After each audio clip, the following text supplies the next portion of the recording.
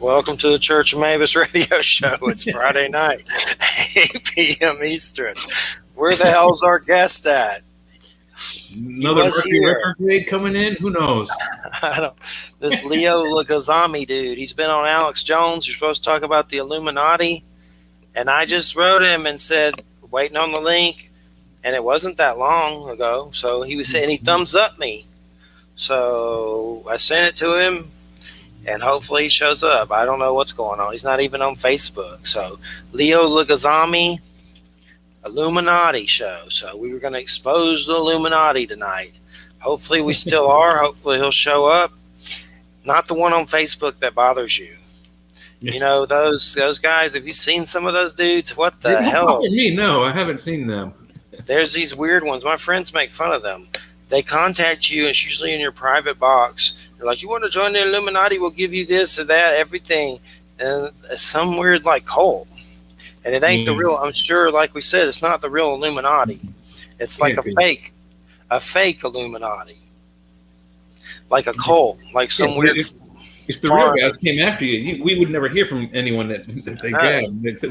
You're not coming back. Exactly. It'd be my labs and stuff. Yeah. Wake up in a room on truth serum. They probably just whack me from the first 2 minutes. But anyway, hopefully he shows up. So in the meantime, we're going to do a Church of Mabus Illuminati show. And it's spelled Illuminati. ILLUMINAUTHY. Did I spell that right? I think so. NAUGHTY. Yeah, there you go. We're so naughty we can't spell. It's an Illuminati. We're very naughty tonight. This is Christopher Walken. We're very naughty. We're going to do a Christopher Walken show tonight. The Christopher Walken show. I'm trying. I don't know. I may not be able to do it. He's hard to do. He's got a weird, like, I don't know, North Boston accent or something like that. Yeah, Christopher Walken. Christopher Walken. This is Christopher Walken. Cantaloupe. But anyway, hopefully this dude shows up. If he don't, he don't. Now, what the hell are we going to talk about? I don't know. Jay's just going to talk, and I'll just sit here. We could talk about how the Illuminati grabbed him. Maybe they grabbed him before he could get on air. Yeah, and expose all their secrets. Yeah, that's what happened. And they're going to rappel in right now and get us. I don't know. I got a pretty secure ceiling. This house I bought was built in 1920, but it's pretty sturdy. It's all brick. What about some of these crappy kids that call the police on gamers online, and the SWAT team comes in, and like some old dude had a heart attack? I forget what they call it. They call it something. But anyway, yeah, like you'll be online. Let's say you piss somebody off in Call of Duty. They somehow find out where you live, and they send the police to your house. You have a SWAT team come in. This one old dude, it's happened a lot. Wow. It's called something like swatting or something. But this old dude had it happen to him. He had a heart attack, died. Dude. Wow. That's crazy. Just have them rappel in, and you're just like playing Call of Duty or Halo or something or whatever. Yeah. And the police just come in, think you are a murderer or something, or kidnapper. Or pedophile or something. Yeah, whatever they lie about. It's crazy. That's kind of nuts. I used to work at a movie theater back in the day in Rockville in the 80s. And some of the mall rats that used to come in and hang out throughout the day, their fun activity was taking firecrackers, which, by the way, are illegal in Maryland. And they would go across the street from the mall to where the old folks' home was and throw firecrackers and wait for ambulances to show up. It's crazy. Yeah, scaring people into heart attacks with firecrackers. What kind of fun is that? People would think they were like guns, I guess. Yeah, I mean, even if they don't think it's guns, it's a loud, abrupt noise. If you've got a heart problem, it could stop your heart or give you a heart attack or something. Oh, yeah, gotcha. We may have dust mites here. You ever had dust mites? No, really, I haven't noticed a problem with them. I might have that here because the last few weeks or so I've had like I thought it was allergies, and then it turned into a pulmonary infection, a lung infection, which is going away now. But It's got to suck. That's what I mean. They're little and they're like in your dust. But anyway, Mm-hmm. I don't know 100%, but we are looking at symptoms and like, damn, maybe it's so. I've been feeling weak all the time and weird stuff. I've had some blood pressure stuff, which I don't think that's from them. I don't know what that's from exactly, but the mites can make you feel I've been stuffed up like for months. Yeah. So there's like weird drainage, like all the symptoms that I had. I was like, damn, I hope I ain't got no dust mites. But they're coming to clean the vents, so that'll help them in spraying Lysol and all this crazy. But they're supposedly real easy to get, like crazy. And humidity, Florida's humid and all that, so definitely sucks. That's what it is. I don't know 100%, but it's about 90% dust mites, maybe. Well, they're microscopic, so they can just like float through the air, and you just breathe them in. So you might have them too. Yeah. You need to get Lysol and spray it. Clean all your bedding. I don't have a whole lot of air conditioning here. I have only forced air heat. I don't have an outdoor air conditioning unit, but I do have window units. Maybe it's sucking them in from outside and throwing them into the house. I don't know. That can probably happen. That's probably true. I mean, that's probably how they get in one way. Mm-hmm. Lysol kills them, it says. So get some of that Lysol. It kills 99.9% of all things. Illuminati. Where is this dude? Come on, man. This dude just like vanished. He's not on my friends list, so I couldn't even look him up. Well, Joe, if he doesn't show up, I'm going to send we're going to name the show Church of Mabus Illuminati. Just like that. If you don't show up, it's in the chat. Church of Mabus Illuminati. There you go. You just do Church of Mabus Illuminati. But maybe he'll show up. I don't know. It's weird. It's not even showing him on Facebook. He must have had a system crash or something. Maybe the power went out. Maybe he's just like, hopefully he's not just a dick. But anyway, maybe he's kidnapped. Yeah. Either kidnapped or his computer went down or who knows. He's been on Alex Jones. Alex Jones is a dick. Is he? I've never talked to the dude. Alex Jones, but you know who it is. No. You don't know who Alex Jones is. No, not really. I was just about to look him up. That crazy conspiracy guy's always screaming. No, I mean, look it up. Look it up. You've seen his face before. I might. That's why I'm looking him up now as a picture. He's ugly. Really crazy. Yeah. But this dude's been on his show, but he has a big audience. But he definitely cray-cray. He was on Joe Rogan. That was pretty fun. Was he? I don't watch Joe Rogan that much, but I've watched it a few times when Dan Aykroyd was on and when I've seen some Alex Jones clips and stuff like that.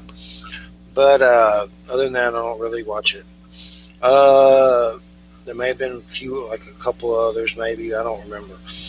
But been scheduling for October. Got Cristo Rupolo coming on. Curse of the Man That Sees UFOs. He has a documentary. The sequel to that came out called The Man Who Sees UFOs. So I think you're for that show. So if you get a chance to see Curse of the Man That Sees UFOs, I would check it out. I think it's on Netflix. I don't know. You have to look. I think that was, unless it got moved off of it. But he did the sequel, Curse of the Man Who Sees UFOs. And one time, Christo was standing on the beach with Tom DeLonge from Blink-182. Probably not supposed to be telling anyone this. And Christo was giving him crap about being around some shady security people that seemed kind of creepy. Because Tom DeLonge seems to be, in with the government with all that crap. And anyway, Tom was like, Christo was like, you need to get away from those people. And Christo left and found a bug in his car. I'll have to see if he'll talk about that. Maybe. So what day is his show? The Curse of the Man Who Sees UFO? That's a documentary. Yeah, but when is he on the show on with us? Oh, October 1st. Yeah, that is me. Yeah. Okay. Cool. Yeah. And then after that's Russell Davies, who's from the United Kingdom. He's coming on the show about UFOs and stuff. Yeah. And there's some other guests. I forget. I'm trying to remember who next week says. My memory, I have it wrote down. Let me look at the site. I don't know if I put up their page yet. Next week is You got it. Wild Trees. Yeah, that's this dude that is on Facebook, and he does UFO interviews. So he's friends with Stephanie Quick and all them. Yeah. So I asked him, and I don't know why the hell he calls himself Wild Trees. What's up, Wild Trees? Yo, yo, yo. Wild Trees, MC Wild Trees. But anyway. And then on the 24th, you got my friend Treva Cooper talk about his theories. That's right. Straight out of Ireland. Yeah. I forgot what time he said that's going to be there, but definitely Ireland representing. He's supposed to send me a bunch of pictures of crop circles and stuff. Yeah. He's got some really cool connections with Egypt and the constellations, and I've been in the group that he's in for a long time, and there's so many different layers to the ancient stories that we probably will never ever know the whole full story. But whatever history we know now is not even the top surface of it. I mean, there's so many layers to it. I'm gonna cuss out this dude if he don't. If I told you the link would be sent 8 p.m. Eastern or a few minutes after when we originally spoke, hope all is okay.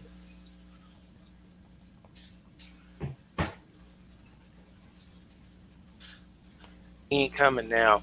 You know what? I mean, I don't know. He's not saying anything. Is he back on? No. No. Oh, well, we might as well just plan on him not showing up is what I'm thinking. I don't care.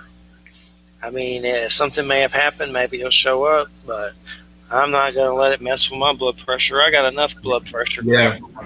Mine saying? is up enough as it is already. Yeah, things seem crazy. Mm-hmm. How do you like this? God. How do you like this Biden presidency? Oh, I'm scared poopless.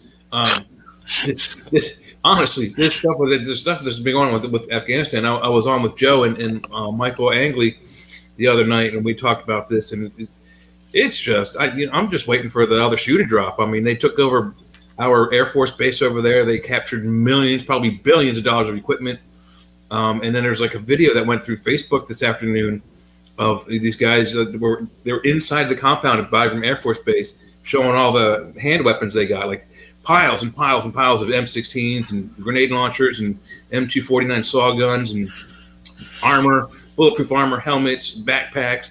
And I don't know what they're saying because they're speaking Arabic, but I'm sure they're like, hey, look at all these new toys we got and can't wait to use them on America or something. Who knows? But I'm scared. So, I mean, what are you scared for? They're not going to come over here. You think they're going to fly a plane over here? Oh, yeah. Absolutely. They got a whole bunch. Joe was talking about this on his show. They got a bunch of our bombers. They got B-1 and B-2 bombers. They got countless helicopters, Black Hawks and others. So, yeah, they absolutely can come over here. All they got to do is fuel them up and get some qualified pilots, and boom. I don't think they're going to bomb us. I don't think they're going to land troops, but, they could certainly cause all kinds of havoc and harm. Yeah. Well, both sides suck. I think both parties are pathetic. Our government, I don't even like them. Yeah. So, I agree with you. So anyway, I mean, it's great we have freedom of speech and everything, but I still don't like them. And do we really have freedom of speech? That's like lately with all the YouTube crazy stuff and all that weird stuff going on, it don't seem like it. People getting banned on Facebook too for just saying stupid things, and not even just stupid things, but factual things. Things are really weird. And I know if someone was watching the left side news and the Democrat news, they would find stuff. I'm sure the right people see crazy stuff on that side, but I get to see the right-wing news every day where I work at before it's news. And basically, from what I've seen, is Trump spawned these certain personalities who adore Q, and these people are just making up crap. Like, they're just making up stuff that's not true at all. Mm-hmm. Trump's going to be reinstated.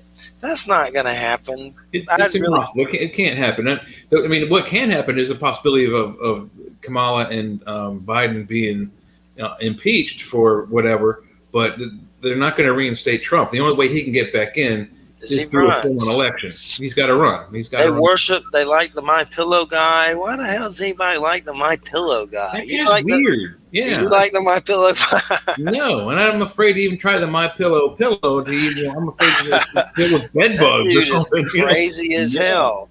And the thing with Trump that I don't get, and the My Pillow guy, is a lot of their stuff seems to lead to not really wanting a democracy in America anymore. From what I hear, that's what they were saying about the My Pillow guy, that his beliefs and stuff seem like they want a God King or something. They don't want democracy. They want something like a Putin or like white Saudi Arabia, where Trump is just like God King forever and his dynasty. And it really, I think Trump would love that. But it would go well to stroking his ego. But that's not democracy. What America's built on, that's crazy. Well, what I can say though about Trump is that Putin's afraid of him. We were talking about this with Joe the other night. They interviewed Putin and they asked him about Biden, and he said, "Oh, it's great. Now we'd have no worries about America." Before, when Trump was in office, he was worried that Trump might just, go batshit crazy and push the wrong button and launch missiles at him. Same with China. So China was afraid when Trump was in office. And you go back into the 80s, like the whole world was afraid of Reagan because he was senile. He was starting to, go downhill in the second administration. They were afraid he was going to go doot and launch missiles everywhere. So we were safe under those administrations. The reason why you asked me about Biden, I'm scared, is he's not a strong president. And people look at that as a weakness. They could easily attack us in hopes of, taking over the country. Yeah, he's a puss too. I don't really like him. But as far as I don't really like Democrats either. I certainly don't really like the Republicans either. I don't like any of them. I don't even like libertarians. Yeah, I'm actually in the Libertarian Party, and none of them are any good. I mean, if I were to vote, party lines, my vote would be wasted. They will never get in. They don't have enough popularity. Why wouldn't they have like little speech things for their candidates? People show up naked and stuff and run. What's going on there? I swear it's happened. If you want to have people show up to your rally, naked, throw a bunch of naked dancing girls on stage, boom, people show up. There's like naked candidates. I like South Park. They're libertarian. That's the only thing good that libertarians really got going for us. South Park. It was a funny show. And the comedy there is really good, but the animation is so bad. I can't stomach watching it. I remember scientist Joe Resnick telling me once that something in the government was listening to the show. They didn't like me because I wasn't patriotic. I should say God bless America after each show or something crazy. And he said they're watching me. They know every time I flush the toilets. And then what's so weird is I found a $2,000 credit on my phone when I was going to shut my phone off. I remember that story. Yeah, I remember that. Shortly after that. And it was like, someone put that on there to keep listening to my phone, and it was no one I knew. Yeah. It was probably some weird clandestine agency because of UFOs or whatever. I don't know. NSA. But I just know $2,000 was on there from nowhere. I got them to send me a check of it, and I went on a shopping spree and paid land taxes. Yeah. Turned the phone off anyway. Got a cell phone. Which I'm sure they just listen to that now. Thanks, America. Thanks. Yeah. I appreciate it. But patriotic. But that is the weirdest thing I've ever happened with weird government stuff, to where I think for sure they were listening. I don't do anything illegal. Well, I don't do anything illegal. There's no reason for police or anything to be watching. Me either. You remember the story I told you? It was years ago. I told you about the story when I came home from the bar at like 3 or 3:30 in the morning.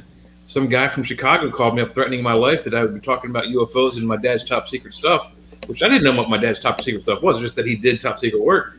And this guy's on the phone at 3 o'clock in the morning, threatening my life, and like he didn't actually say we're going to kill you, but wording like you won't be able, you won't come back, and that kind of thing. It was weird, but then I wonder how they heard, because I don't remember if we had cell phones back then. It was back in the mid '90s, so it's possible there might have been a cell phone there. I don't think I had one, but so they must have had my clothes bugged, because they said specific things about the conversations that I had in a bar in Savannah, Georgia, that only like 3 people were involved in the conversation. And then they called me and threatened my life. And it was the weirdest thing. And I called the cops. And this Georgia State trooper shows up at my house at 4 o'clock in the morning. And when I'm talking to him and giving him the report, this guy calls again. And he wants to talk to the policeman. So I hand the phone over to the policeman. And the policeman started smiling. The guy threatened the policeman's life. So that was the weirdest thing ever. It is weird. So that's Illuminati for you. Well, me, I've been having weird health stuff with my blood pressure. Mm-hmm. Yeah. Then there's the dust mite things. I want to start sitting in on some of the panels that Joe does, and I've been talking to Christina to do it too. I'm going to do it eventually, but the main thing right now is I got to test out this other mic in the other room, make sure it works while I'm in here. And then the other thing is just energy. Like I've had this weird draining feeling. I've wondered if I had COVID or something. I don't think I do. Too. Yeah. I think everyone gets paranoid about it, but everyone tells me if I had it, I'd be in the hospital, which is not necessarily completely true. No, there's different levels. People. There's different levels of it. Yeah, there's been asymptomatic people walking around with it, didn't know they had it, and then for whatever reason they had to get tested. And it was like, wow, I had COVID, and I didn't even go to the hospital. So I felt so drained from whatever's going on with me. It's like my personality's gone. I need to like sleep for a week or something. Trip on something. Take a sabbatical and a couple hits of acid and just black out for a week. Sabbatical and some LSD. There's no guest. The Illuminati took the guest. Yep. He's gone. There's no guest. So we're doing an Illuminati show. ILLUMINAUGHTY. Illuminati. Yep. Illuminati. But anyway, been watching. You got HBO Max? Yes. Dude, we're watching Doom. Me and Christina are watching Doom Patrol. You got to watch that. That show is really good. It's DC. It's DC. Yeah. Brandon Fraser's comeback. He's a robot on it. Yay. Timothy Dalton. I like him. There's some chicks. I don't remember their names. One turns into a blob. The other one has like a million schizophrenic superpower personalities. Yeah. Who else? Oh, there's a weird gay guy that has an energy thing that's in his body. It's basically about a freak show that are superheroes, and it's crazy as hell. There's a donkey. If you go through its butt, you go to another reality. Here's the other thing. Alan Tudyk's in it. Oh, nice. I love him. He's the villain, Mr. Nobody. He's the what? The villain, Mr. Nobody. Oh, nice. I don't want to give away too much, but they go down to like Argentina or something, and there's this crazy Nazi mad scientist, and if you pay him, he will turn you into a superhero or a villain, whatever, or villain, I don't know exactly. But I don't want to give away too much, but it's crazy as hell. There's 2 seasons. The 3rd season starts in September. And then, of course, we know Brendan Fraser from The Mummy. Yeah. And so many other things.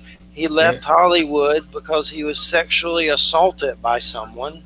Oh, wow. And he basically, they didn't believe him, so he quit Hollywood. Now he's back and having to come back, and everybody's welcoming him, and he's like crying and stuff, which is good. I'm glad he's back. I like him. He's like this. He did Dudley Do Right. He did a couple of cartoons from the 70s as live actions. The Mummy movies, of course, and then he was in a couple of those dumb movies like a Caveman movie and some of those other. Oh, I don't remember that guy's name. The actor that was Pauly Shore. He was in a couple of those dumb Pauly Shore movies that weren't so great. Yeah, he's a good actor, but I mean he's doing a good job in this, and he's basically this race car driver that's kind of sleazy, and something happens to him, and he turns into this robot, and the robot's like all conflicted and pissed off and misses his family, and they think I won't get into it, but I'm telling you, watch it. I'll check it out. I got HBO. JoJo, Doom Patrol, DOOM Patrol. Watch it. Oh, look at it Really after good. the show. Definitely. It's really weird. I like it. Makes me want to read the comics, but they kind of look like they're hard to find. So maybe there's a trade paperback. Yeah, you can probably find a graphic novel somewhere that has compilations of them. A lot of times it's best just to do the graphic novel because Yeah. the rest is too expensive. Yeah, I mean, unless you have the room. I mean, like back in the '90s, I was collecting comic books, and I've had at one point like 6 or 7 huge comic book boxes, and I put them on museum quality cardboard in a plastic bag, and some of like the certain collectors editions I get 2 of, one to read and one to not touch, and it takes up a lot of space. They are expensive, and I gave up. I need to collect all the X-Men books, all the Spider-Man books. Certain Batman books, all the Superman books, and like certain things in between that kind of tied in. Like a lot of times they have main stories like with the X-Men. And there might be a story that ties in with Silver Surfer or one of the other comic book characters, so they have little tie-in books. So I'd have to get all those to read the story, and by the time you're done after a year, you got 75 comic books. Yeah, there's a lot of them. Yeah. Spawn has like 300 something. I started trying to get those. Like, oh, give up. This is hard. Yeah.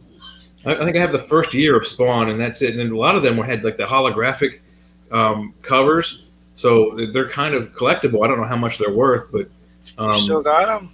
I think so. I haven't looked through what I have, and only 4 of my 6 comic book boxes made it from the move, so I lost some. But if what I think is in there, I have the first 2 years, definitely the first year, but maybe the first 2 years of the redo of Shazam, Captain Marvel. Which were really good. The graphics on them were fantastic. Spawn, and I should have the entire series of Amalgam Comics, which is when DC and Marvel combined their characters.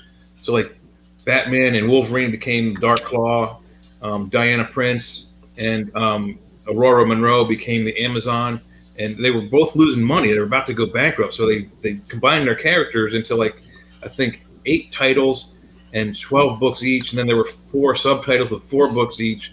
So it's something on the order like 36 or 40 or 50, novels or comics.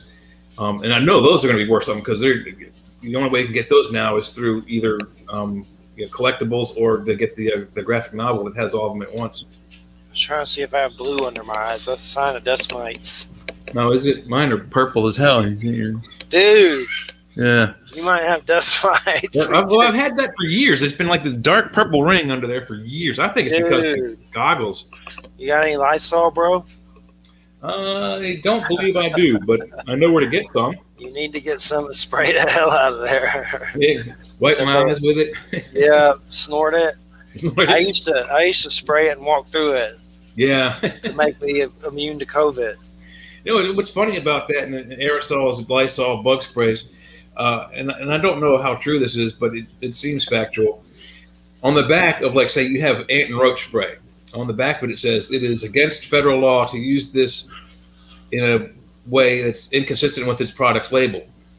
So if you take like ant and roach spray and use it on a spider, they can arrest you. If you take ant and roach spray and use it on a bee, it's not designed to spray on bees. It's designed for ants and roaches, right?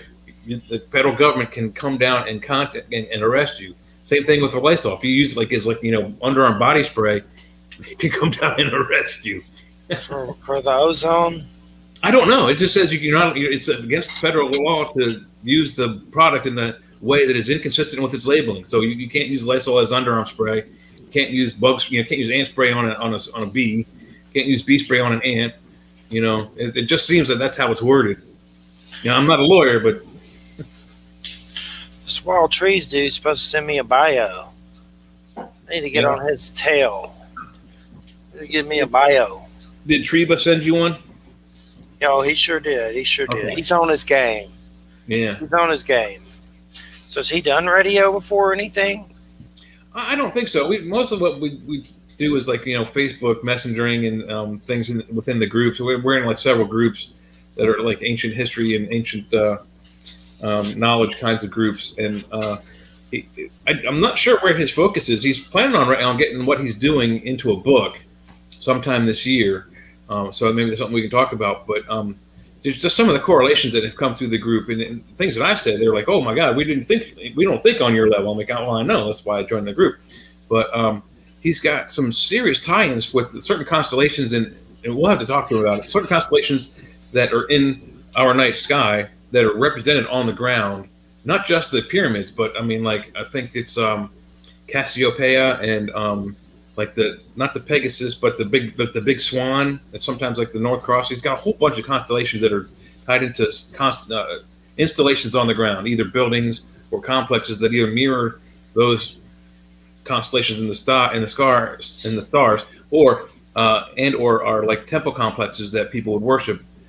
About these places that we now know about, but back in 2500 BCE, they didn't have telescopes. They didn't know. They knew the names of the three stars in the Orion's belt in such a way that, and I forget what the three pyramids are called, but it's the stars are Alnitak, Alnibam, and I forget the third one. But the pyramids follow that same naming pattern. There's two of the same letter and one of a different letter, but they're all very, very close. And it blows the mind that people 3,000, 4,000, 10,000 years ago had ideas about stars that we didn't know about until just these last 2 centuries. Somebody just wrote me. Oh. Maybe it was not him. I don't think it's him. It's a John Deere letter. I'm not coming on the show. No, it's not him. Mm-hmm. It's my lovely, beautiful fiance, Christina. Okay. Hi, Christina. That's who it is. I thought it was him. But no, I didn't. I don't think he's coming. So yeah, I don't either. I think but he's if you see an IM when you're already freaked out and anxious because of him not coming to begin with, you're going to think it's him, no matter who you are. Right.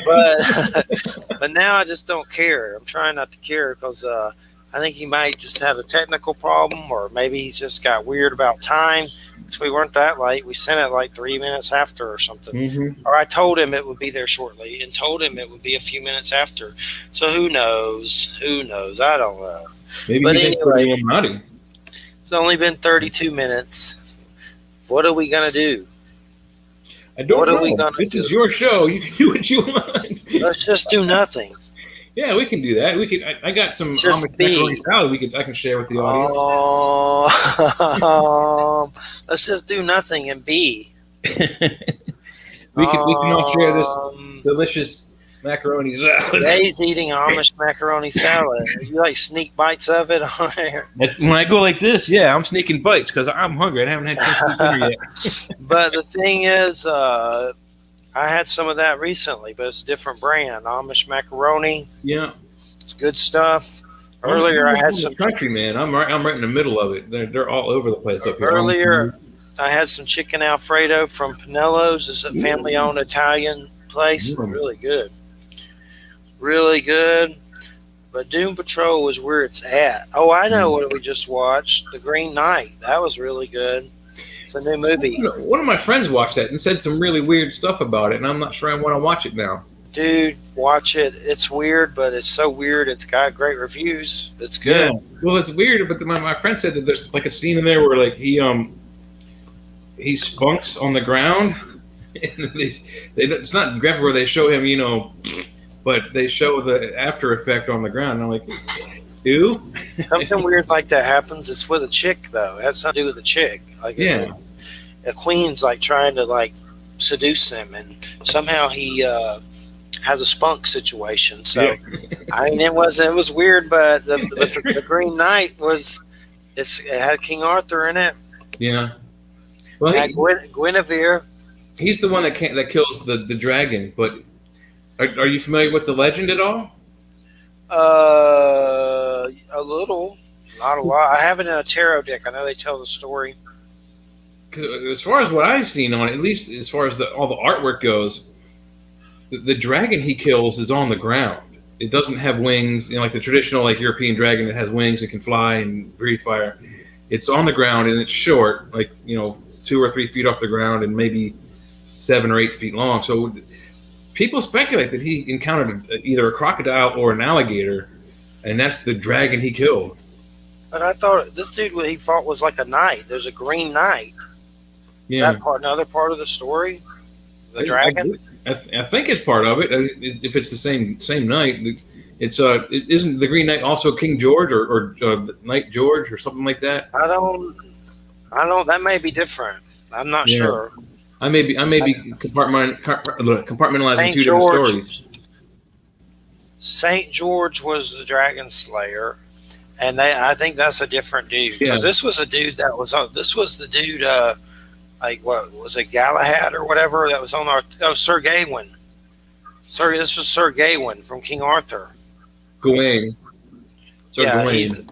there is a round table and all that stuff, but yeah, St. George is a different one. But St. George is pretty interesting. I don't know all of it, but that's pretty neat. There's a St. George Island in Florida. Yep. Yeah.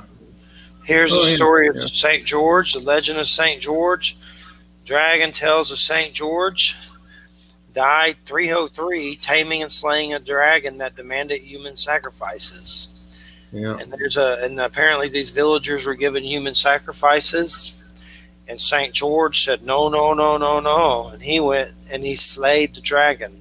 Yeah. I don't know if it's real or not, but there's a lot of weird history with it or whatever. Yeah, that's the one I was saying. Yeah, that's not the Green Knight. Yeah, but the monster he slays, or at least in the pictures, there's a few that have it with wings, and there's one where the dragon is about to breathe fire and he's sticking his lance down its throat. But it just was weird. It looks like to me, crocodile or alligator. And then the Green Knight, he had like a fight with Gawain. They got into some kind of scuffle. Isn't that right? Yeah, the Green Knight, and it's weird because I'll tell a little bit. And I don't know if this is in the actual story. He's here. Oh, yay. Wait, hold on. I'm confused. Joe, let me find Joe.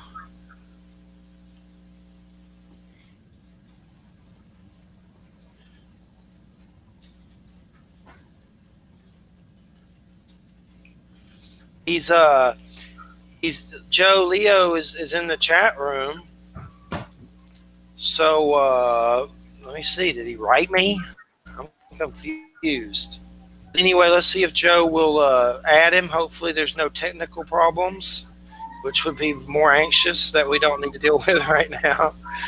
But Joe, if you can hear me. I hear sirens. Yeah, it's coming outside my house. Sirens. Yeah. That's outside my house. It's blocking here. Let me try to. Oh my God! Yeah, they just want to find my front house. Just pulled up into your yard. Well, my front yard's up the street, but yeah, they just drove past. Thank God they didn't stop. Okay, Leo, I got to get a hold of Joe and make sure let him add you because you should be in the green room. Shouldn't be any problems. So let me get a hold of Joe, and make sure. I'm sure maybe he hears us, but it's just away from the computer, and hopefully he will add you very soon. So let me add a. Here comes an ambulance. Wow, what's going on out there? I don't know. It's up the street. It's not here. Thank God. Like I said, I'm glad they didn't stop here. All right. Yeah.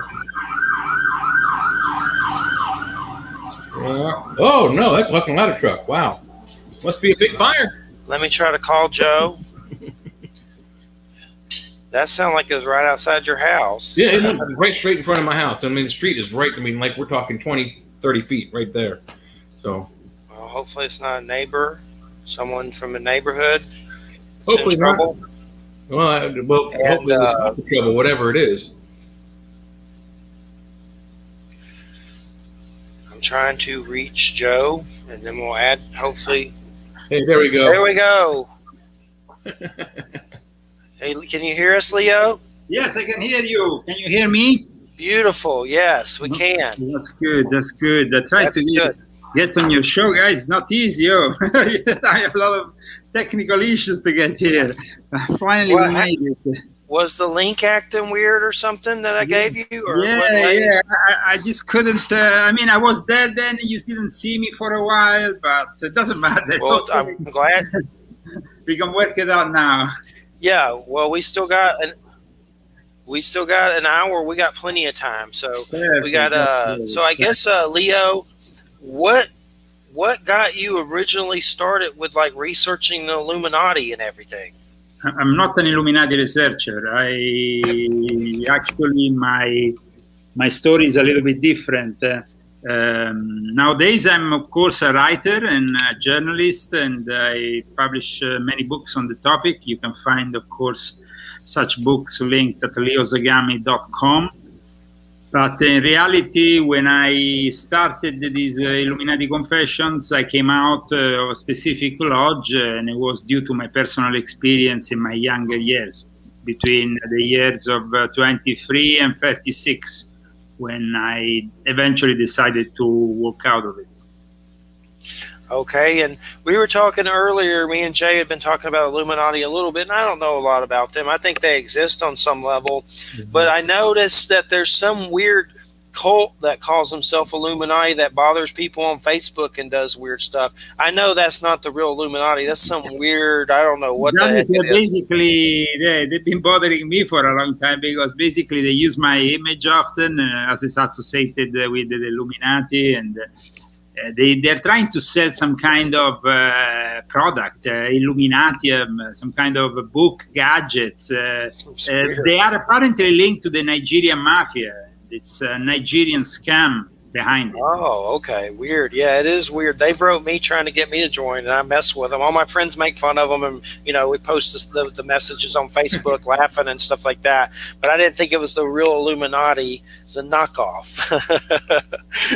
Like Jay said, if it's real Illuminati... The real Illuminati, that of course is a much more serious topic, is something that is connected with a number of secret societies, and of course there is the specific order of the Illuminati that Adam Weishaupt, but that didn't really last historically a lot because it was immediately persecuted, and so basically they decided to then take on other names.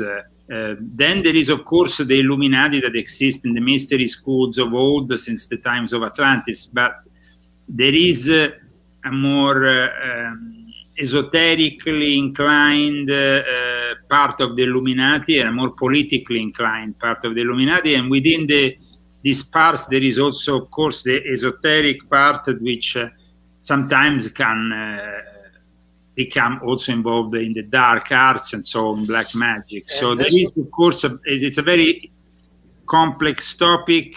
That's why in my books I describe it very much in detail, using also documents that can prove the existence of such groups.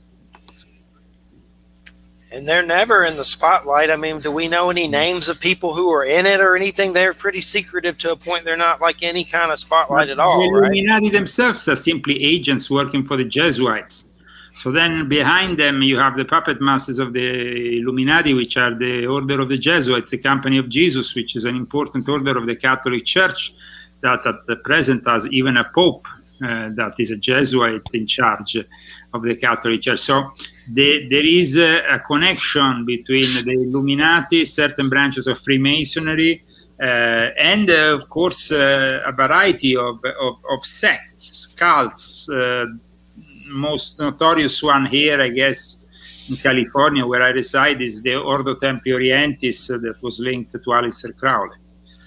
So these are, let's say, the topology of the Illuminati. It's well described in a document which I translated and published for the first time in the English language in volume 1 of my Confessions. And in this document, you have basically the specifics of each secret society and the differences between the aims of the different branches of the Illuminati and how they infiltrate then various organizations and they use them. So there is a very complex structure, but if I had to be overly simplistic about it, I would say that they answer the orders of superiors, which are both in the Jesuit world and also in the Sabbatean Frankist world. Sabbatean Frankists are an heresy within Judaism that was created by a guy called Sabbatai Zevi and carried on by another guy called Jacob Frank. And their practices are meant to be deliberately focusing on the dark arts, on sexual magic, on everything that is deviant, because they think that by increasing the sin within this between the ages, you can increase the possibility. Then you can fast forward to the arrival of the Messiah by increasing the negative effects of the Antichrist, of the satanic element. So that is the Sabbatean Frankist element that was very important, because through that we have the birth of the Theosophical Society, which is also very important. That's for this network. Definitely weird, for sure. I mean, there's a lot of people that, you know, that want to bring on all that stuff. I know, Armageddon and the Return and everything like that. Do they really control our governments? Like, they're the ones in charge of governments too, like behind the scenes?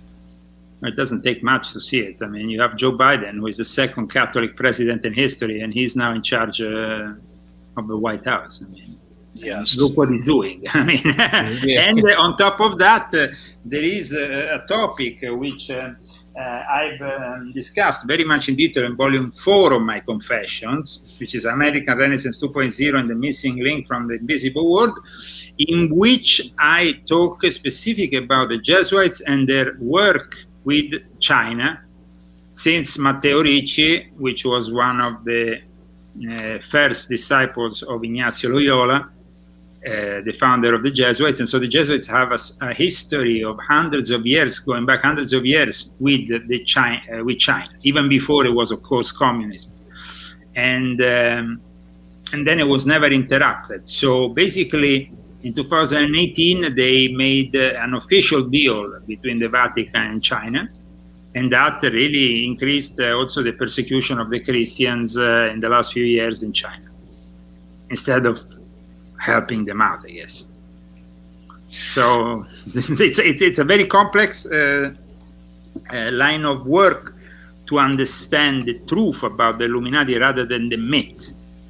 It's two things that are very different. What about Trump? What was he in line with them, or was it something else going on there?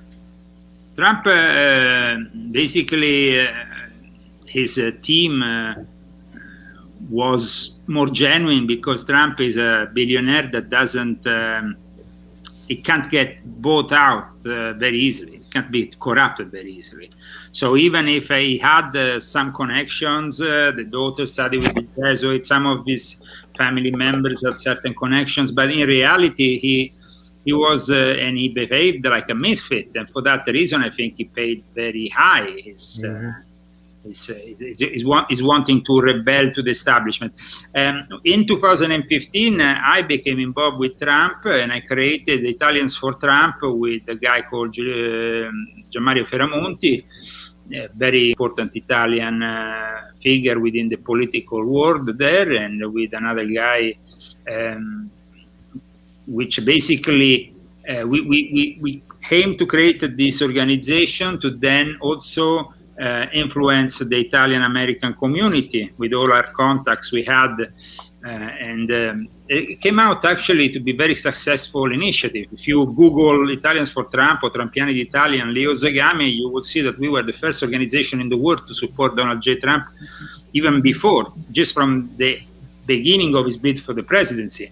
Then, in fact, Alex Jones came to Rome to visit me, and we actually worked together this project.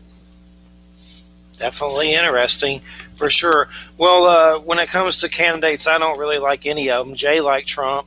I like Bernie, which, of course, you're a commie if you like Bernie. But I'm kind of glad Bernie didn't win, because you see, the thing is with the communism is an ideology created by the Illuminati. I explained this in my books. Oh, okay. It's during the time of Adam Weishaupt, a guy from Italy known as Filippo Buonarroti. He basically formulated the basis of what then became Marxism, because Karl Marx later on will be influenced by this Filippo Buonarroti. Now, if you go and Google Philippe Buonarroti, you would see that the guy was born in Italy, but he was then naturalized French during the Revolution, and that he is basically, he says, basically proposed a strategy that will revolutionize society by stages, starting from monarchy to liberalism, then to radicalism, and finally to communism. So these are the stages, and of course he was involved in a Masonic lodge initially. Then he went to France. He got involved with the Jacobin Club. He became a friend of the Bonaparte, including Napoleon. And he became initiated, of course, in the Illuminati of the time. And then he formulated basically a book that became a very influential, and that basically was picked up later on by, the book was called De Conspiration pour la Légalité du Babel. And basically, the later revolutionists that came after him, they own him a lot. So he's always cited as an important figure. Also by Karl Marx himself, which of course is the guy. In fact, if you go on even on Wikipedia, which is kind of leftist, so you can't get it wrong, if you want to see something that is leftist there. So this Babul Conspiracy of Equals was published in 1828. It says, became a quintessential text for revolutionaries, inspiring such leftists as Bianchi and Marx. So this Capital, then, of course, of Karl Marx became the book that inspired, unfortunately, this perverse ideology that eventually ruined Russia and China and every single nation it ever touched as a virus. So what about Putin? What is he involved with that? What is his allegiances like? Yes, we can say that Putin works very much within the frames of the New World Order. That's why when you said Bernie Sanders, of course, went during his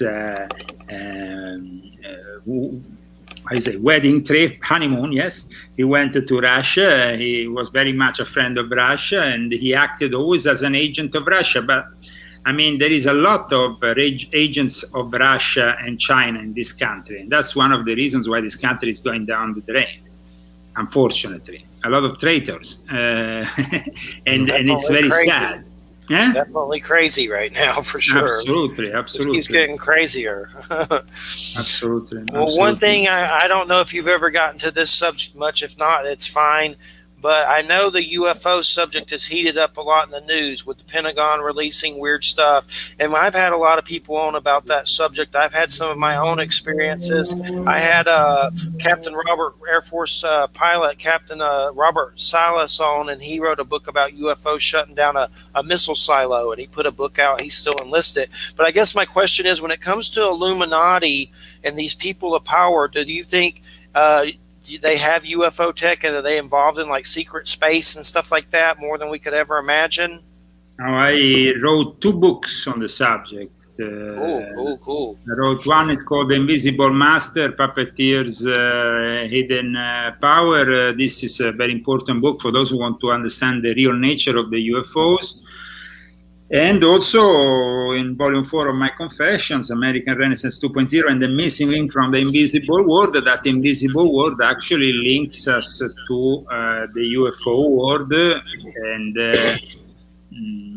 I include also some interesting testimonies. I went myself to Roswell, of course, had some interesting experiences, but most of all, the Vatican has been studying and working for the last 15 years intensively, probably for the last 20, on and off on the construction of a project which has been developing, and this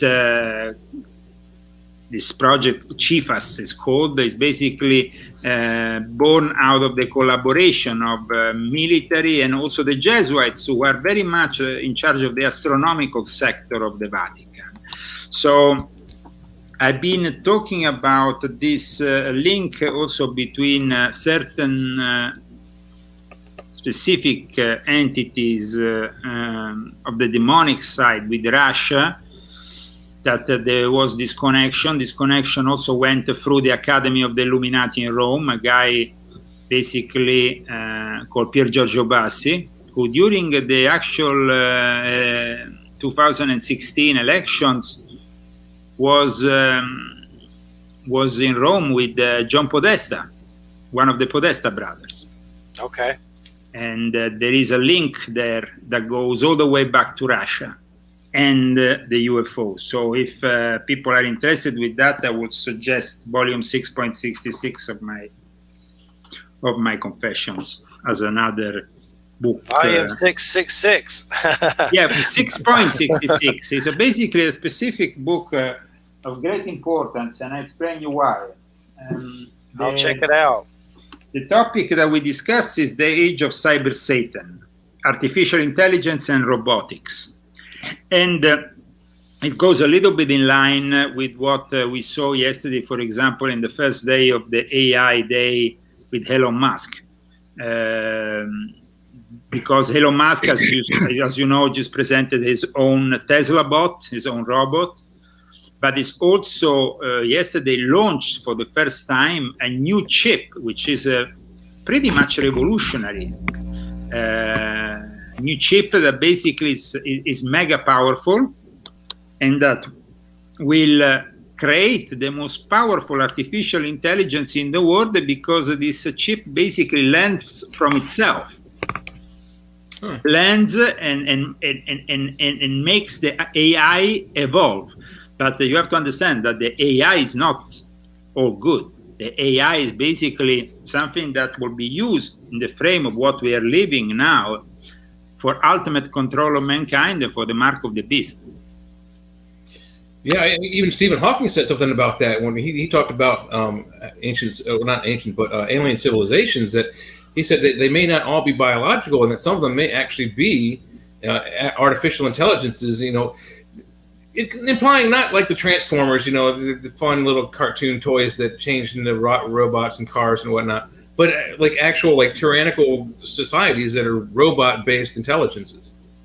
Yes, absolutely. That is a big problem, because people have to realize that what was prophesied as the mark of the beast is actually happening now. Mm-hmm.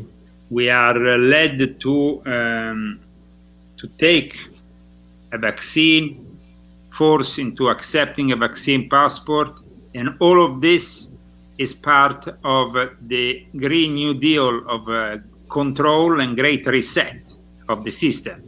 What is being done by the Davos platform with Klaus Schwab and Prince Charles, the idea of the great reset, of destroying a system like capitalism and replacing it with communism by the year 2030, eliminating all private property. And the announcement made by Elon Musk yesterday went in line with all this, because he talked yesterday about universal basic income. He said once the robots will function the way I envision, we will need universal basic income. So, I mean, it's pretty obvious where all this is heading. And of course, I've been fighting for many years the New World Order. I've been denouncing all this, and I will continue to do it. Some people have been able to follow me for a few years, and they know what I'm talking about. Other people might discover my work only now. But they must know that I've been doing this for 20 years, non-stop. And from 2006, I risked my life. I mean, I was then later, after I opened my first blog, I was arrested for espionage. Wow. I was tortured. I lost the possibility of ever seeing my son in Norway, and many other things. So I risked because I believe that we are in front of an epochal change in which we need to make choices to divide ourselves from the majority of people that unfortunately will make the easy choice. And the easy choice is, of course, to go along with the herd and accept a million vaccines one after the other and blow your brains out. Yeah. Compliance is the enemy here. Compliance, yes, compliance is the enemy, but also you have to understand that politics that played a big game. You said, one of you said they don't believe any longer in politics. Of course, politics has always been manipulated. Regarding the Republicans, we saw what the neocons did. I mean, if we are in this mess now in Afghanistan, it's because of the neocons. But the neocons were a reflection of the Illuminati. I mean, Skull and Bones, Yale University, John Kerry, but also George W. Bush and George Herbert Bush. I mean, and the grandfather Bush, and then the whole show. And I mean, Skull and Bones is a very important lodge of the Illuminati. So. Yeah, and you also said how it's like the mark of the beast, what's going on. And some people have said that same thing about the United States. We have our tax ID numbers, our Social Security numbers. They said the same thing. That is also a mark of the beast. Is that? Well, what's happening here is like when I said Great Reset, it's all connected. You see, in Europe, they are already one step ahead into the oppression level. I mean, for those who are following us from Europe, they know that there is this now this Green Pass. Green Pass is basically to show initially your vaccination status or your immunity from the virus, but later on it's going to become like the social credit score system, which has already been experimented for a few years in China. And so we have already here a social security number in the US. So people are used to the fact that they have some kind of social credit score, but that doesn't stop them from going on a plane or accessing to certain services. In China, it actually discriminates. So if you, for example, don't accept and don't work your way through society in the way the Communist Party wants you to, then you get blocked, and you even have a lower internet connection. Now we are starting to see this even here. Some universities are not going to give internet connection to students who are not vaccinated. I mean, wow. We're going to start seeing this discrimination normalized here. We need to stop it, of course. It's very important that we stop it, of course. Personally, I wish things were different and we were living in a different world. But I know that maybe you will hear me better now. Do you hear me better now? Yeah. You sound good. You sound fine. Yes. Okay, yes, because I'm just getting my technical side sorted out. Yes, like I said, I think that is a compliance, like our friend Jay said a moment ago, the problem. The majority of people, they don't want to risk their certainties. And we go back to what Plato described in his allegory of the cave. I don't know if you know this allegory. It's about, basically, it's a very simple allegory. There is Socrates inside this cave trying to bring out people to see the light. But the people within the cave, even the ones that you will imagine will benefit from seeing that light, they will always stop you from bringing people to see that light, to have that knowledge, that awareness. So you are stuck into this cave made out of your own securities. Now, we know that this cave has become more and more technologic now. It's a cave now which we bring along with us when we have our own smartphone all day long, and we are facing the smartphone more than we are facing reality. Mm-hmm. So this is what's happening in today's world. It's very sad to see that we are gradually losing humanity by doing this, and all these attempts that people like Elon Musk are doing are in anticipation of the final sellout of humanity, which means transhumanism. Transhumanism is the final stage of this transformation, when the machine is going to be connected to mankind, but also physically. Yeah. I have to also agree with you on that fact about the cell phones. I've said it before here on the show that we make fun about the zombie apocalypse sometimes, and I say, well, it's already here. You have to do is look out your front door and see teenagers walking down the street with their head, buried into these machines, and like there's nothing else around them but what's in that phone, and it's zombieism. Well, it is a zombieism, and it is basically a way for Satan and his legion to dehumanize and possess the soul of people. We tend to think about the demonic possession as something out of The Exorcist. Mm-hmm. Yeah. Let's remember, first of all, that this film was created with the support of the Jesuits. There was actually a Jesuit actor within the movie doing the part of a Jesuit, doing basically himself in a way. There was the main character, which was based on a very important figure within the Illuminati and the Jesuits, Pierre Teilhard de Chardin. Pierre Teilhard de Chardin is, and I talk very much extensively about him in volume 6.66 of my Confessions, is an important figure. Why? Because he was not only a Jesuit, he was somebody who influenced very much culture in the last century.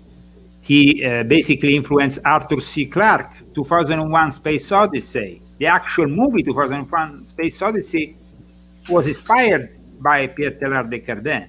And at the same time, Pierre Teilhard de Chardin influenced The Exorcist, because the actual Exorcist that we see in the movie is based on the figure of Pierre Teilhard de Chardin, who was a French Jesuit, a scientist, but also a bit of a paleontologist and an Indiana Jones figure, if you want, a little bit like is portrayed in The Exorcist, no? And he died in 1955, but his influence on culture and on what became the turning point of the Catholic Church. The turning point was the Second Vatican Council, which started basically it was projected and launched at the end of the 50s by John the 23rd, Papa Roncalli, and then it was developed by Papa Montini. And Pope Montini and Pope Roncalli were the two first Freemasons after the war of the Catholic Church that transformed the Catholic Church in a Masonic liberal bastion that could then gradually become the stronghold of the future one world religion. So I hope I can describe for your listeners, these topics are very complex, and I'm sorry they can't be summarized better, but I try to make them simple for this whole thing, and we were talking earlier before when we hadn't got you on the show yet about ancient history, how there are just so many layers that whatever we know of it in history right now, not only is most of it wrong, but it's not even barely the top surface of it. There's so much to all of it, and the Illuminati have been around since what, at least Egyptian times. Well, yeah, I mean, in the formula where they dedicated themselves to political, let's say, manipulation schemes and stuff, they have been very active in that formula after Alan Weishaupt in 1776. But the Illuminati existed since ancient Egypt, since even before that, ancient Atlantis. They went through the Alexandrian school in Egypt, which was the school of Alexandria, where you had, of course, the biggest library until it was destroyed, probably by certain Christians in opposition to others, because from the Alexandrian school came the Arian Christian tradition, which was then eliminated. There was, of course, a battle within Christianity right at the start of Christianity, and some elements of the original Christian thought were actually eliminated. So the Arian concept of Christ was based on the belief, on a different belief, a slightly different belief, holds that basically Jesus is, of course, the Son of God, who was begotten by God the Father, but the Arian concept of Christ is based on the belief that the Son of God did not always exist, but was begotten within time by God the Father. So these are, therefore Jesus was not co-eternal with God the Father. Now, certain concepts for the modern man, they don't really, they don't really enthuse him. They don't really, people will just say, who cares? In those days, instead, people were killing each other for minimal differences also in the theological approach, or the, or the dogmas. So when there was the Council of Nicaea. Council of Nicaea was this very important event that happened 325 years after the birth of Christ.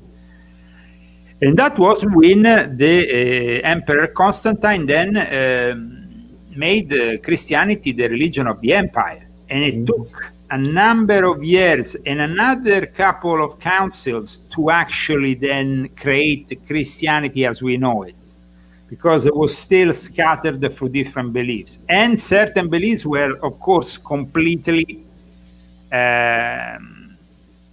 hidden, like the Gnostic beliefs, or certain Gnostic beliefs, definitely they were completely, or what we find nowadays scattered in the Quranic, not Quran in the sense of Quran, the Quran scrolls, which were this important discovery that was done in Israel after the Second World War.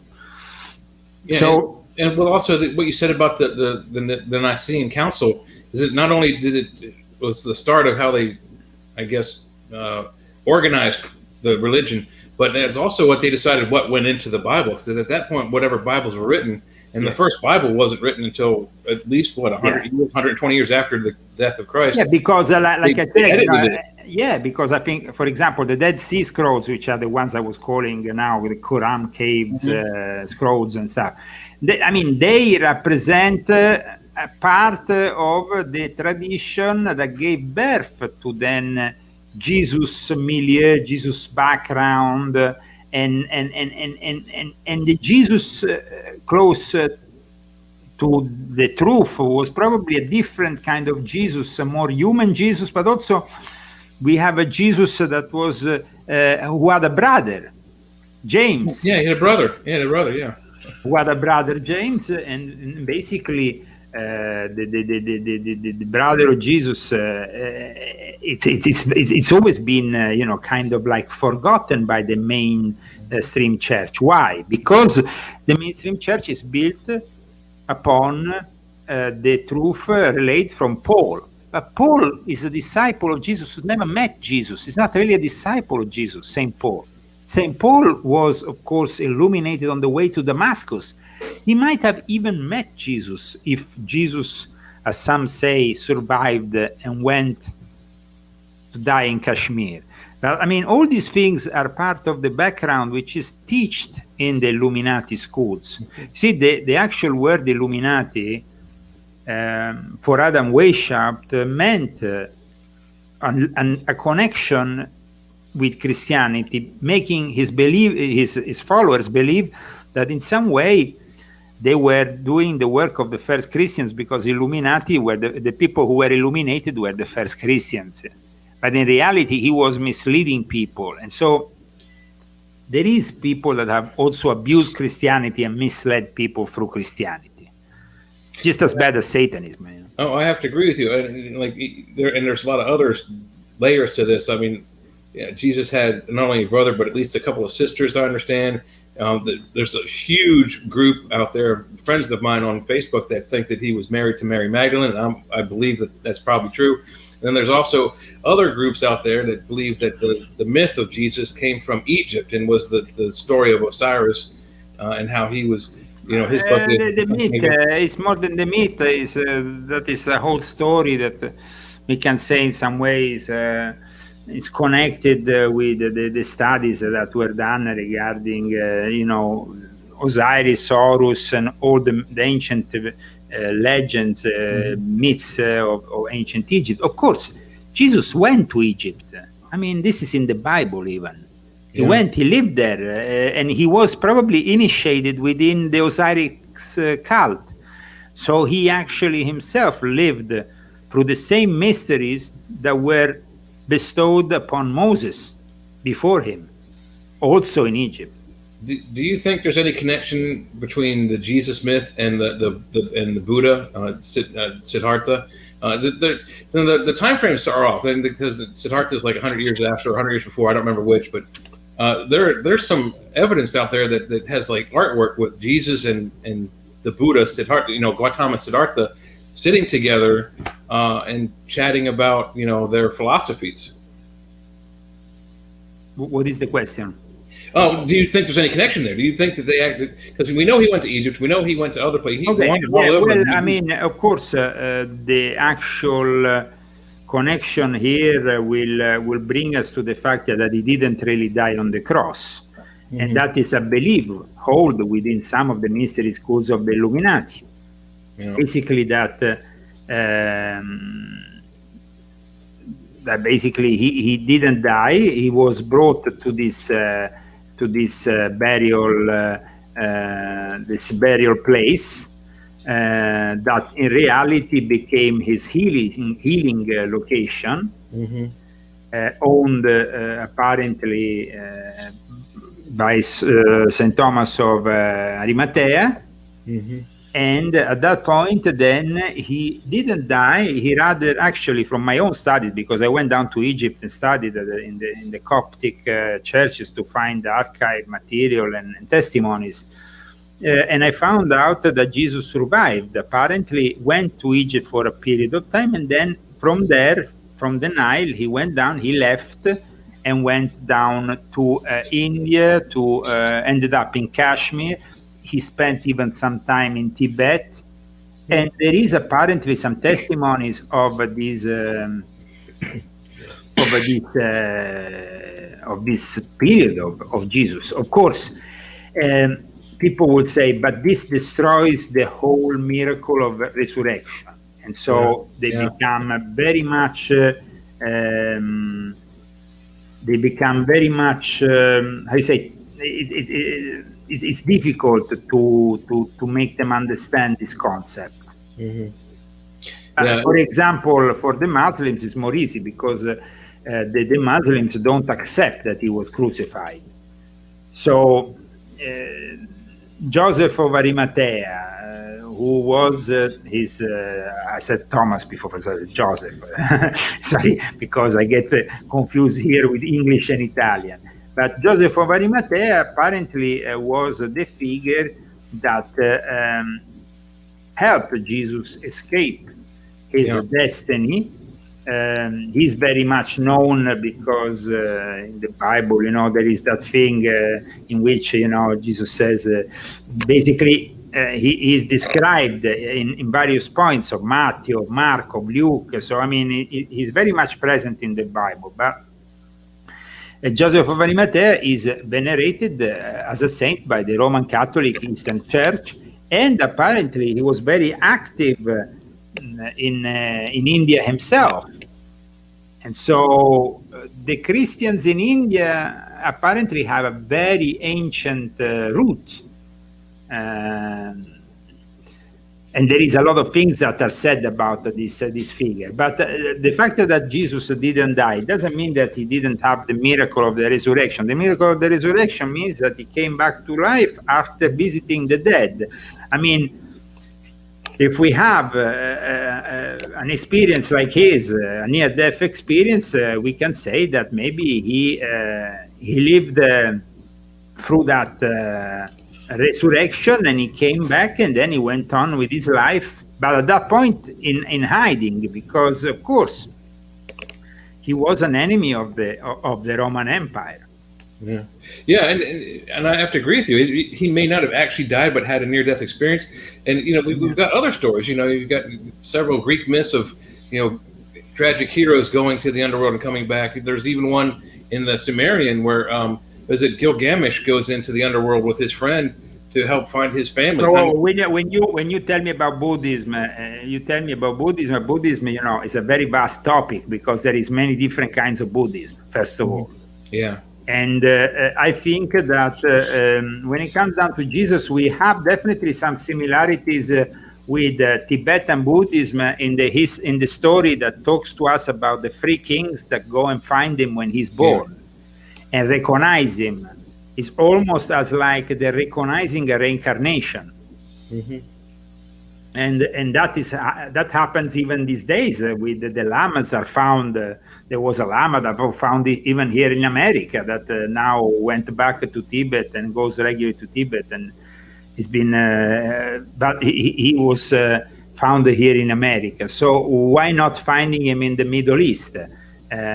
He probably is though very much superior to any bodhisattva that we know within the Buddhist tradition, because he manages to radically influence the whole of the Western world, and the Western initiatic system becomes, through the first early Christians, also connected to that other fraternity, very mysterious, of the Rosicrucians, which is itself apparently connected to a more to the early Christians in Egypt, and a figure known as Ormus. There's a great follow-up question I have for you on that, because you brought up a lot of different subgroups like the Skull and Bones and the Order of the Jesuits. We know that the Illuminati go way back, even as far back as Atlantis, maybe further. So there's a society that Hitler went after, and you also mentioned the Aryan Jesus myths earlier. There's a society that Hitler found called the Thule Society, Thule. How related is that to the Illuminati thing, and what exactly did that mean? I mean, we talked about this on the show before. The Aryans, the Germans, the whole spinal solution in World War II. How involved was that? Is the Thule like a skull and crossbones kind of thing as part of the Illuminati, and what all happened with that? You're asking me what is the exact question? Sorry. Well, back in World War II, Hitler found. The Thule Gesellschaft. The Thule Gesellschaft was founded in 1919, and it was basically a creation of Rudolf von Bottendorf, not of Adolf Hitler. He was part of his. No, he became part of it.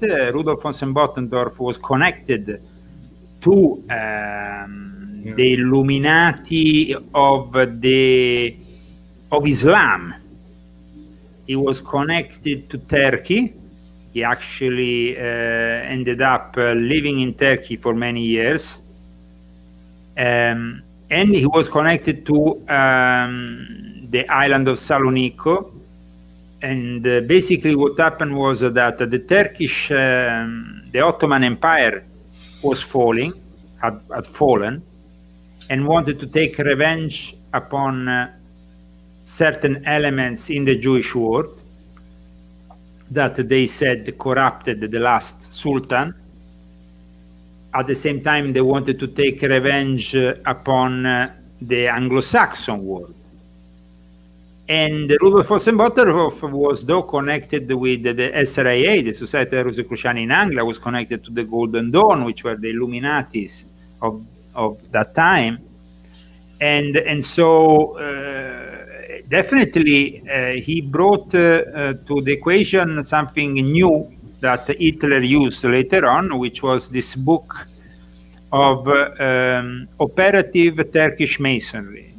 And what was it? It was basically an esoteric interpretation and use of the Quran, the Holy Quran, that in the hands of Hitler gave the possibility to this man to develop his psychic power and his magnetism that he used then later on in his gatherings. So actually the fact that he was part of this Thule Gesellschaft might be just in the early phases of his career. But that was very important because also the first publication of the National Socialist Party was created by Rudolf von Bottendorf. So definitely the Illuminati had a very important say in the very early days of Adolf Hitler's rise to power, and also part of the Masonic establishment, because in Germany, Freemasons were divided between ancient Prussian Masons who were anti-Semitic and prevalently Christian, connected to the rite of strict observance, which later became the Swedish Rite. And then there was another part instead that was connected to the Jewish world, more open and working with the United Grand Lodge of England. So there was also a conflict within Freemasonry. That's why Freemasonry after the war was unified in Germany, and they created the unified Grand Lodges of Germany. Do you think we're seeing those same patterns, those same pre-World War patterns again today? What our audience may not know. So pre-World War II, what Hitler did was he gathered all these people together under him, like these very, like you said, charismatic people. And Hitler was very charismatic. I mean, an evil man, but he was great orator, great speaker. And I don't speak German enough to know exactly always what he said. But he went after the guns. He got the citizens' guns away from them, and then he took over the entire country and almost the entire continent of Europe. And it looks like we're getting that same thing here. We've got, they went after a certain group. That was the Jews. Now we got people here going after our guns. That's Biden going after our guns. Then we got people going after certain groups. Those of us that haven't been vaccinated are part of that Jewish group. And I think that pattern is reoccurring right now. Do you kind of agree with that? I know that we are living in the end time scenario that was already prophesied. And so it kind of like it's pretty normal if you follow a Christian mindset to know where you are right now. I mean, the corruption of the Christian faith, at the same time, the rise of Islam, the corruption of the Jewish faith itself by the Sabbatean Frankists, the rise of Zionism because of the Sabbatean Frankists. All this led to where we are now. And so I will not make it oversimplify it. I think it's always complex. Things are not always white and black, but we can say with absolute certainty now that we are going towards a one world religion that we can visibly see. I mean, it's coming together. The Pope is bringing it together. He went to Dubai, he created this human fraternity document. He then went to the East, and he involved even Buddhism in his project. Of course, Buddhism, as I said before, it's a very wide reality, because you have the Buddhist, the Tibetan or the Indian Buddhist or whatever you find maybe in the Indian continent is very different from the Zen Buddhist or what you find in Japan. I mean, the Buddhists have a lot of differences. But one thing is for sure, that this, for example, present Dalai Lama has destroyed the concept of reincarnation. He has actually announced that he will not reincarnate, and he destroyed his own faith. He sabotaged it because, of course, he's part of this new world order project himself, and we know that Adolf Hitler was very much into discovering certain mysteries. Now, before we talked about, for example, Thomas the Apostle, and he's connected to certain mysteries, to India and stuff. But then in India we have also the whole division is in caste, and that is also something that attracted very much Hitler. At the same time, we have the Holy Grail, and Joseph of Arimathea was connected with the Holy Grail, like Glastonbury and all that. And we know that even from the Indiana Jones and the Crusade, even from watching those films, we were young. The obsession that the Germans had with the esoteric, especially the SS. So the Illuminati and the Jesuits were inspirational for Hitler, and especially for the Jesuits were inspirational for the SS. Himmler and his work was conducted in a castle, the Wesenburg Castle. And then in the 80s, it was actually Michael Aquino, Lieutenant Colonel Michael Aquino, involved with project with MK Ultra, who who then went to Germany and celebrated a black mass in what used to be the headquarters of the SS. So it's all connected in some way, no? Then we have also these lamas from Tibet that were found dead on the ground in Berlin when they were liberating Berlin, you know. So I mean, and the symbol of the swastika is a very ancient symbol. Yeah. That the Nazis manipulated and used for their own purposes, changing even the original meaning. Yeah. Meaning. The original swastika is reversed, and its meaning is freedom. In some cases, knowledge, depending on what region you look at. But in the obverse version that the Germans used, it means oppression. Of course, obviously, that's what they were after. Yeah. Unfortunately, we don't have all that time to go into all the historic links. And sorry if today we are trying to summarize things. Maybe at times it can sound a little bit confusing. I hope not for our listeners. But the Illuminati are born out of the mystery school traditions that are the ones who then gave birth to all the religions. So if we want to really understand the Illuminati, we have to study a lot, because it's not a simple topic as some of the people on the internet would like to portray it or sell it. You know, it's like the Illuminati has become a brand. That's the big. It's a problem. No, it's a brand. Now, I was lucky in a way. I can say maybe lucky enough that I came out with my revelations in 2006. So I have the credibility of somebody who has showed to the world my connections, the people with documents, with photos, with videos, with interviews, from the interview with Lord Sinclair to the interview with the various grandmasters, to the fact that I was present in gatherings, in things. I was able to demonstrate the reality of it, and that is important nowadays. That's why I invite people to go and read my books, because we can only scratch the surface on an interview like this one. Yes, Leo, we really appreciate it. We got like 5 minutes, and I'm just glad we got you on. I know there were some tech problems and stuff like that. Sorry about the dogs. It's thundering, so I had to mute my mic, these bulldogs. But it's been really great, though, and I really appreciate it. And thanks so much. I hope that the people who are listening today, the ones who are listening, understand that the current world events have a shadow world that is ruling all this, and that to understand this shadowy world is not simple. But the figures, the puppets that, of course, we see on TV have some controllers, some puppet masters. But if ultimately we had to say, who is it, a figure on TV who is actually influential? Well, in that case, I would say the Pope. Or I would say George Soros, for example, who is a Sabbatean Frankist and a very influential figure of the Sabbatean Frankist movement. But there is others also. But then there is a lot of other people who don't really show their names. And so it was very interesting for me to bring their names out in my books, to actually connect them to all the current world events, and to make sure that the people distance themselves from the useless conspiracy theories that unfortunately have also done a lot of damage to all our research.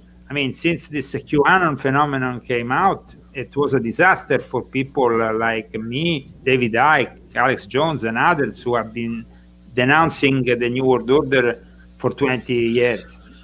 Yes.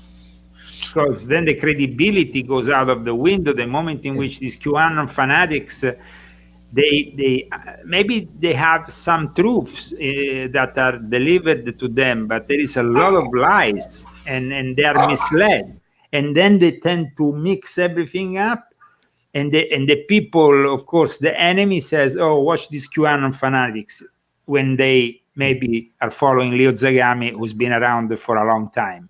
And that is not really a positive thing. I think we should address the New World Order and the problem of secret societies in our society in a much more serious and academic way, without any superficiality, and including the problem of pedophilia, the problem of sex, that of course use these perversions of sexuality to empower themselves.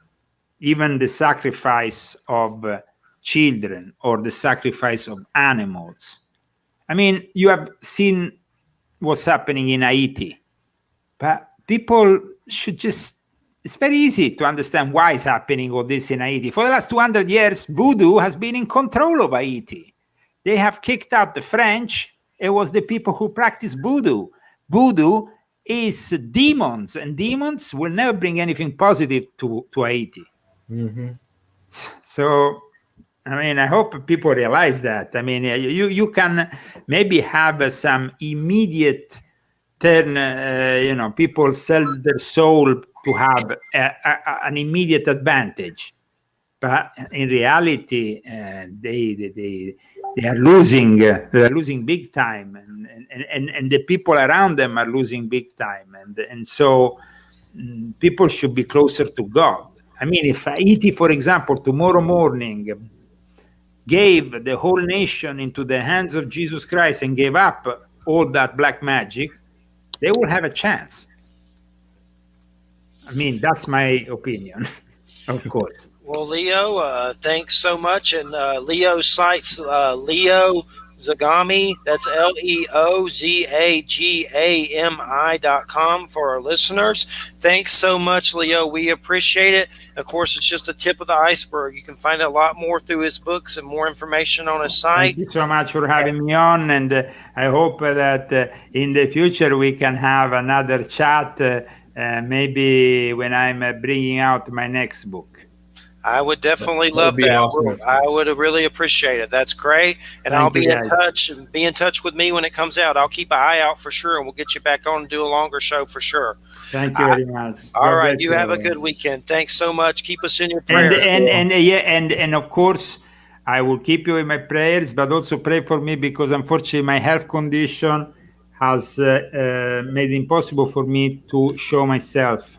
And I'm very saddened about that, but it's a temporary situation, I hope, due to a face paralysis, which was induced by bad dentistry. So I have a part of my lower lip and chin paralyzed, and it's a little bit uncomfortable for me actually to even talk. But I hope that next time I will be in video.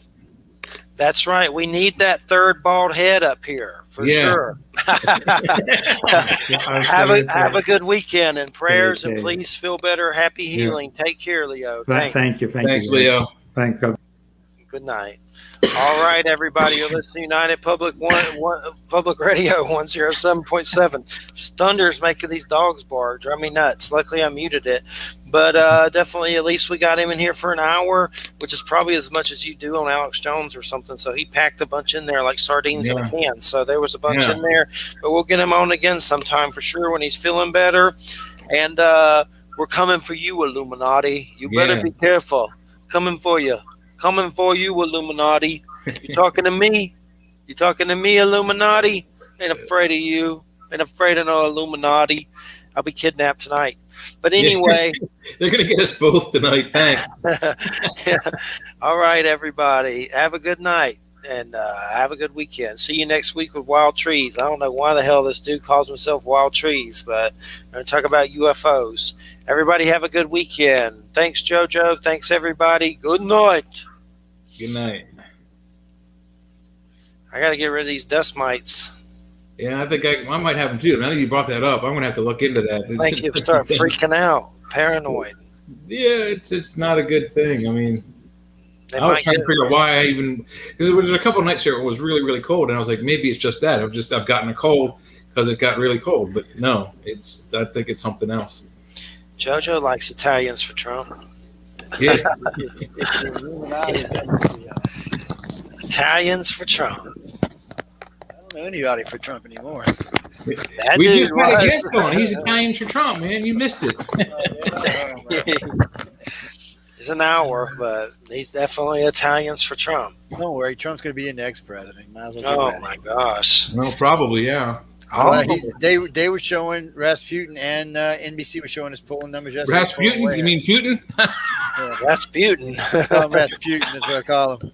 I have a Rasputin. And not just them. Rosman was too. There was three of them. They were showing Trump's numbers are way higher than Biden. So Always have been. I mean, jeez, it's looking bad. It's looking bad. The old man. I don't know. No man. If they lose the House and the Senate, it could be bad. Especially if they get a super majority. There could be somebody getting in trouble. They all If suck. you like Trump, he'll have impeachment on his thing. He's an idiot. They all suck.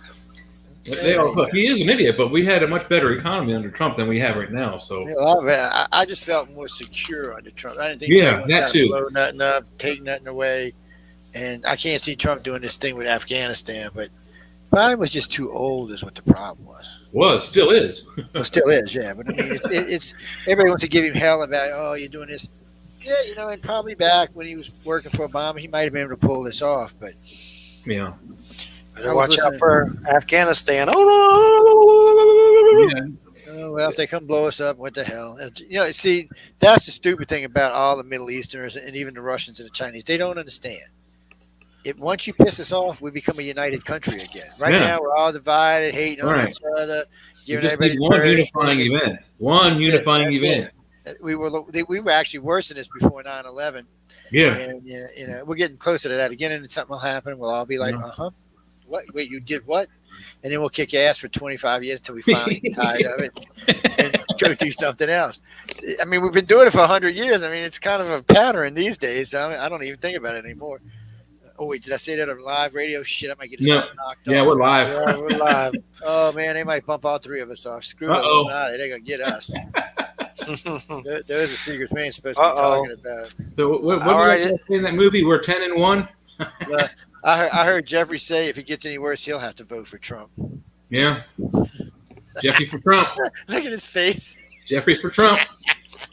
I should have had the cam thing on so I could take a picture. I ain't voting no more. You know what? If Trump runs, I'm going to make a banner with Jeffrey and Jeffrey for Trump. Jeffries for Trump. Yeah. Pritchett for Trump. He's starting to squirm. Is your girlfriend a Trumper? No, she don't like any of them either. None of them are any good, but one's better than the other. You got to choose one of the bad ones. She's Italian. Oh, she's a Trumper then, man. Italiano. They're very passionate people. They talk. I gotta be honest. I was thinking about Trump the other day, and I was thinking about Biden right now, and I was thinking about Obama. And I got to thinking, what is really the worst? Was it these three guys as president, or was it just the media itself? Because, I learned something yesterday. So Obama had trained 80,000 troops in Afghanistan. He went and told his generals that's not near enough. It needs to be at least 240, 250, 260,000.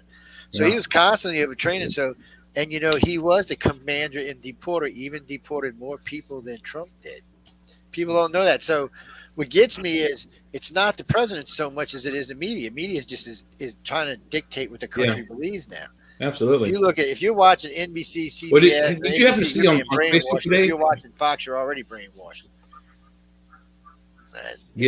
Well, my dad watched Fox all the time, and I couldn't stand it. He watched it 24 hours a day. I watch 7 Fox days a for week. legs. They get some good legs on Fox. But but if you watch any of those, and my dad watched Fox all day long, and it was the same stories every hour. It just rotated.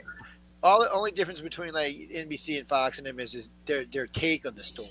But it's still the same bullshit. And some stuff like this Afghanistan stuff, you really can't spin.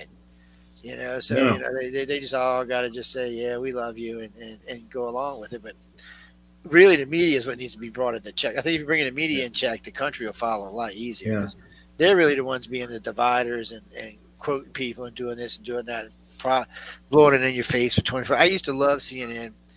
I became a fan of CNN doing a Desert Storm. They had great coverage, man. They did, yeah. I remember that when it first started. Yeah. Job. So I figured, all right, these are good guys, but now they've become so left-wing that it's not even worth listening to. Yeah. It's like listening to Fox in reverse. But there are media out there, people. There are Democratic medias that you can watch that are pretty good. There are like One American News and BBC America where you can actually get decent right news without the crazy shit that goes along with it. You can do that for the left too. So, right now, guys, I don't want to tell you like alternative news because that might be a little, crazy stuff like what Jeffrey works with. But